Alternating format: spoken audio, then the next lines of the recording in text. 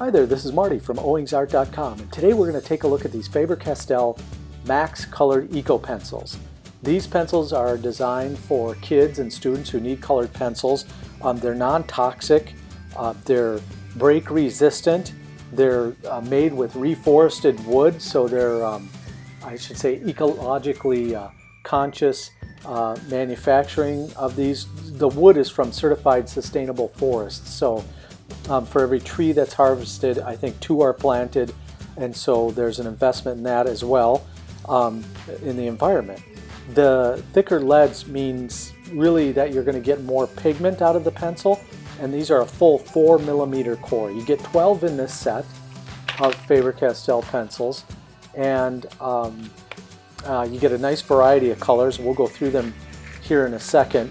The other thing that I really like about Faber-Castell's pencils is that Faber-Castell labels the color on the pencil itself, and I know if you're a regular channel subscriber and you watch my videos, you know that's something that I talk about a lot. It's just the simple things. Just get the simple things right, and then you can build on quality from there. But it's just nice that they have the color name printed right on there. As a matter of fact, it's in 3 different languages.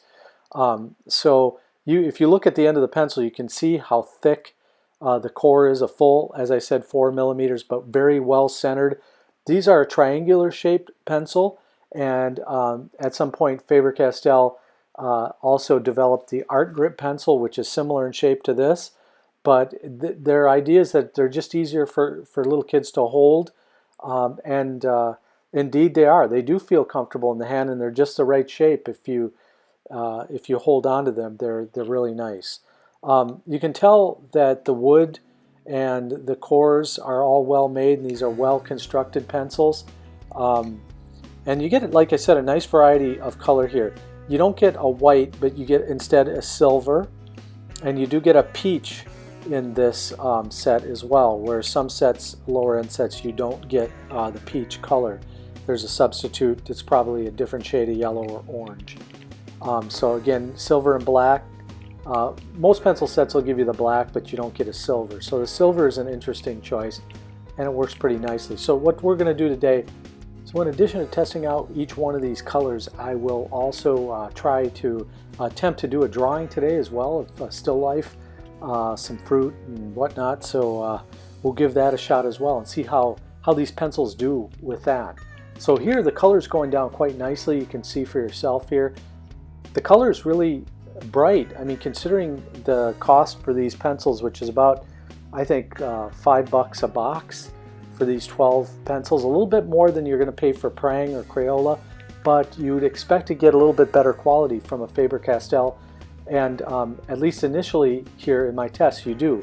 I did practice some layering as well, and you can see there in the violet or purple color, I got up to 6 layers there without any waxy blooming or anything like that, so that's good. So here, let's use the eraser here and put these to the eraser test, and you can see they erase pretty nicely. Now, I mentioned this with all pencils, but the darker the color, the more chance you're going to get some remnant of line work underneath after you erase, so you'll still see some of those remnants there. Now I'm going to use a Derwent blender here and just blend some of these colors out and see what that looks like, see how well they blend.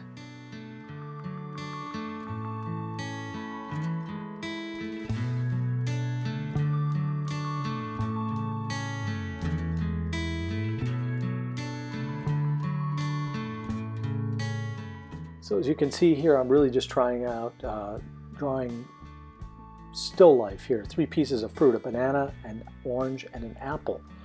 And the idea here is just to put these pencils to a regular drawing test. So I just picked out this still life and thought, hey, it'd be fun to try to draw this using these student grade children's pencils. And I think that's what you should do. You should put them to the test. So here, using a little blue and black for the shadowing underneath the banana. I'm just using the blue because things in the shadow tend to be cooler, and the blue will cool that down to the eye. It's a little artist trick or technique, I guess you could call it. The colors will get deeper and deeper and more rich as I layer on more and more color.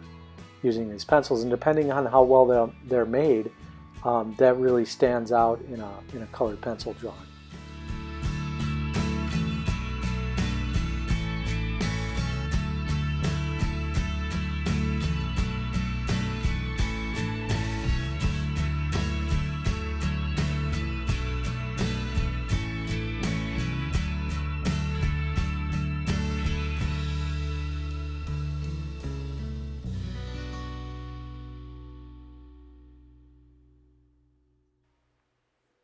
One thing I did notice is, using these pencils over an extended period of time, I tend to get less hand fatigue using them. I tend to put a lot more pressure than is necessary on the pencil, and over the years I've had to learn to lighten up a little bit, otherwise I get painful hand cramps or whatnot. But these you really don't, I can push a little harder because I don't tend to get any hand fatigue using them. Maybe it's the shape, the unique triangular shape of these pencils, but I just don't experience a lot of hand fatigue using these, which is a nice side benefit.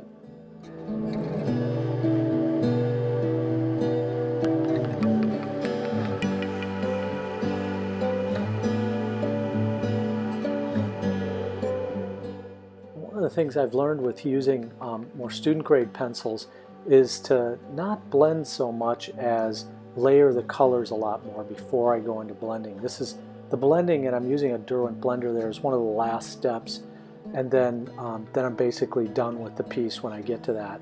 The reason being is you tend to get more blooming if you blend between layers or try to do something like that with a less expensive pencil. So that's just another tip there for you if you decide to go with a lower end pencil. But this is how they came out, and I was happy with the result, really.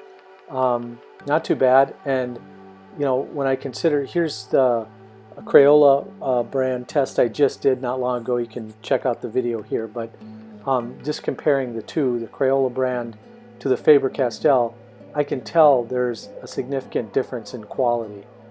Not only that, but as I mentioned, the hand fatigue was less with these.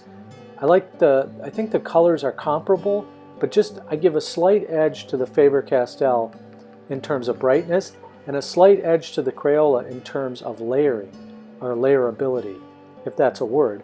I was just able to layer those better. Now here's a higher end pencil, which is the Marco Renoir pencil, and I compare it right here as I did with the others, and they're just fine. Now here, last test is to sharpen these up, and they have a triangular shape, so the tendency is to think, well, maybe they'll sharpen weird, but they really don't. They sharpen just like any other round pencil, or even a six-sided pencil. So no problems at all. They sharpened up really nicely with no breakage whatsoever.